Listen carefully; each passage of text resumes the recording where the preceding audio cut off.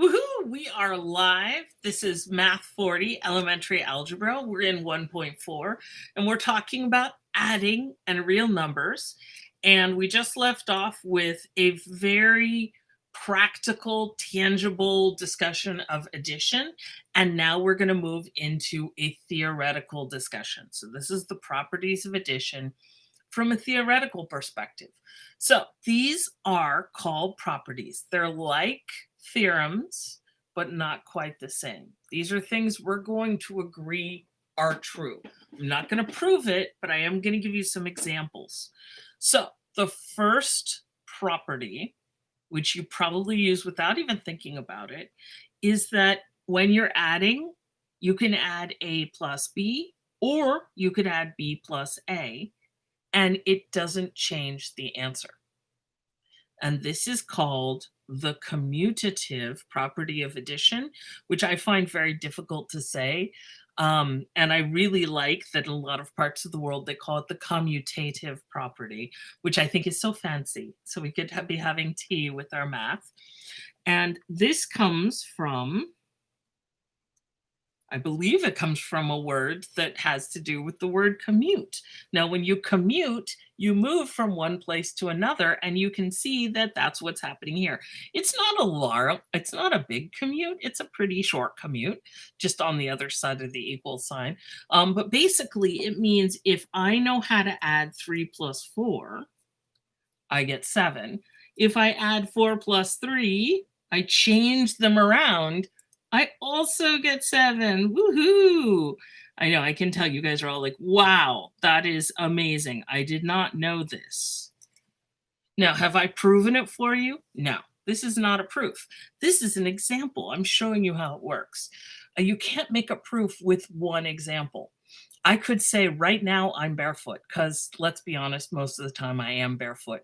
Does that mean that all the people in the world are barefoot? No. Finding one example does not prove something. However, having said that, I'm hoping you can look at this and agree that for the last how many ever years you've been doing math, you've been using this. You can add things in different orders. So this is going to be a really helpful property as we move forward. We're going to be able to move stuff around. When does it not work? You might be thinking, well, when doesn't it work? Think about subtraction. We will be having to deal with that. If I subtract 4 minus 3, do I get the same thing as if I do 3 minus 4? I don't. So commutative property is special. We're just going to have it in a couple of cases. Okay, next one. The associative property of addition. Now, this one's a little more complicated. This one is the one I think of as being the second grader's property. And the reason I think of it as second graders is if you remember back to second grade, if you remember back that far, there were a lot of, there was so much political intrigue on the playground. One day, Frank and Sally are best friends. The next day, Manuel and Frank are best friends, and Sally is out. It is a very complicated place, second grade. So this, I believe, looks just like second grade to me. The first thing I want to point out is that this is not the commutative property because the A and the B and the C stay written in the same order. So what the heck is different? Well, the difference is the grouping symbols. So on the left, A plus B, they're the friends, and then you add C. But over on the right, suddenly A is not a friend. B and C are suddenly hanging out together inside the parentheses, and A is on the outs. So this property says grouping symbols with addition won't change your answer. What does this mean? Well, let's use the 3 and the 4. I'm going to do 3 plus 4 plus 5. And then I'm also going to look at 3 plus 4 plus 5. Now, what do the grouping symbols tell us? They tell us we have to do this part first. So over here, we do 3 plus 4, that's 7, plus 5. What's 7 plus 5? 7 plus 5 is 12. Okay, now let's come over here. This side, I'm supposed to do the 4 plus 5 first. So 3 plus, and here I've got 9. What's 3 plus 9? That is also 12. Ooh, they are in fact equal. Now, have I proven it? No. But have I shown you what's going on? Yeah. So basically, whenever you add three things, and if you think about it, you actually, human brains have a really hard time working with three things. I believe in my heart that's because we have two hands. There we go, my two hands. And because of that, we learn to use two things at a time. So if we get a list of three things, 3, 4, and 5, and I say, go ahead and add these things, you can't just smash them all together and add. Generally speaking, if you've got three numbers, your brain has to either start with 3 plus 4, or it has to start with 4 plus 5, or I mean, possibly if you want to really be out there, you could add 3 plus 5. What's 3 plus 5? 8 plus 4, also 12. Now that one actually involves mixing these two together because you got to kind of move the numbers around too.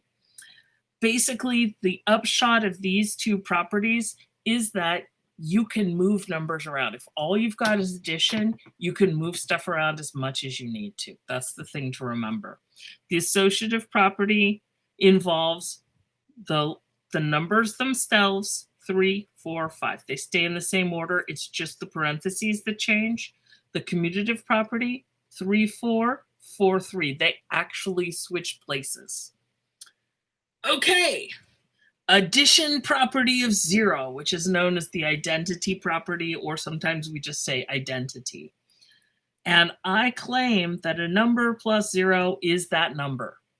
Dun, dun, dun, dun. Hopefully if you've done any math at all, you've learned about 0. Now, the amazing thing is humans went possibly thousands of years without really, at least they didn't write down 0. So we don't know what they were thinking, but we don't see evidence of 0 from the very beginning. It took a while for humans to kind of think, wait a minute, we should write down a number that represents nothing, that represents the lack of something. That would be cool. So 0 is really helpful in this way. And you may say, wait a minute, 3 plus 0 is 3. And that's kind of a duh moment, but this is actually going to be really useful in the future. So I want to make sure we write down all the different parts of all of our different approaches to algebra, because each of these is going to be a key, a piece of information you'll need to do the algebra when we get there. What about 0? 0 plus 0? Yeah, it's 0. What about a negative number? -4 plus 0. Dun, dun, dun. It's -4. Yeah, you're right. 0 plus anything is going to be the thing itself. Okay. This is another interesting one.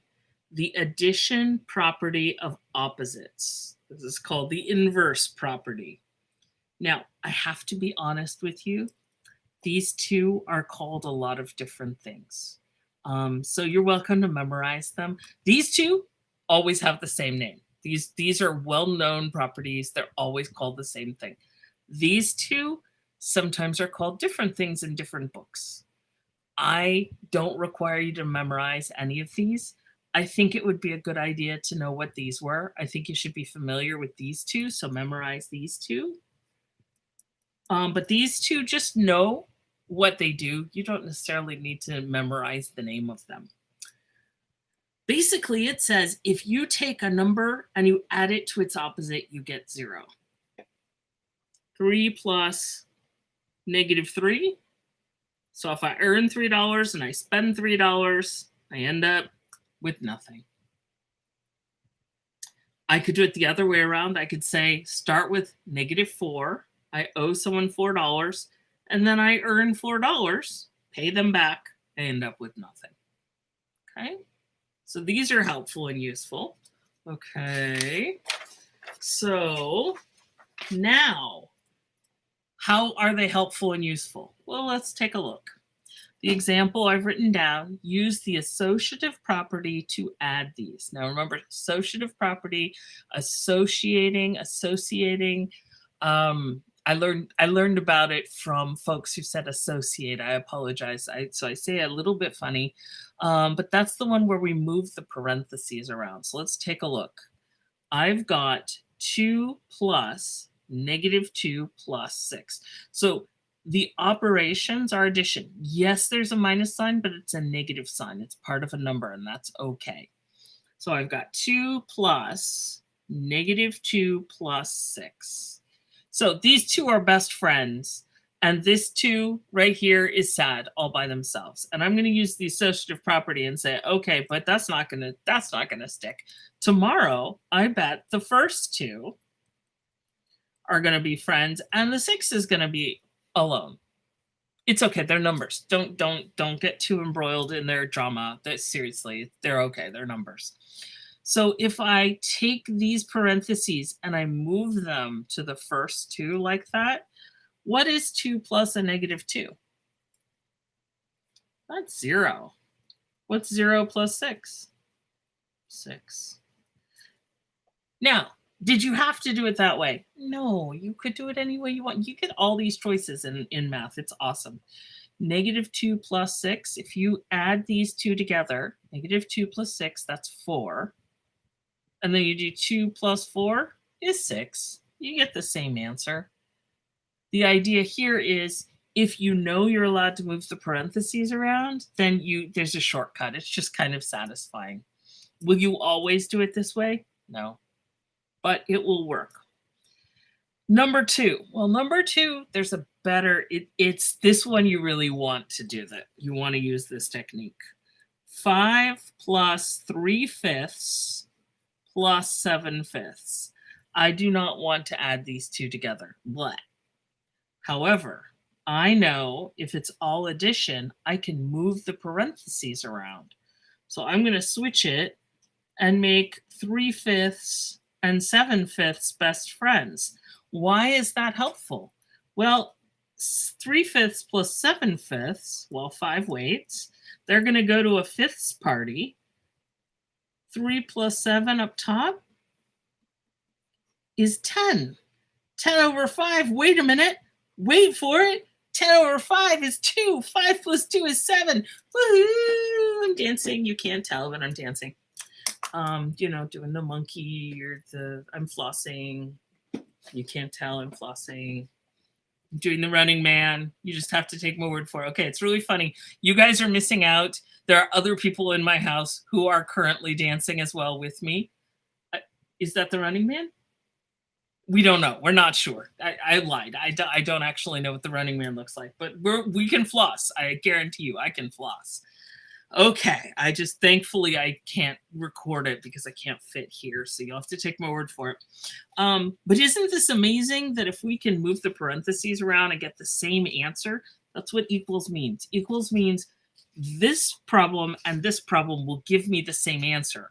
So instead of dealing with this, let me deal with this. And instead of dealing with this, let's do this, and then this, and then this, and then bam, we know what the answer is. Woohoo! Okay, you guys are awesome. We are done adding. Now, big spoilers. You'll never guess what we're going to do next. Yep, 1.5 is subtraction. Woohoo! Take everything you learned about adding and go backwards. Yay! Okay, I'll see you in the next video. Math on, guys. Math on.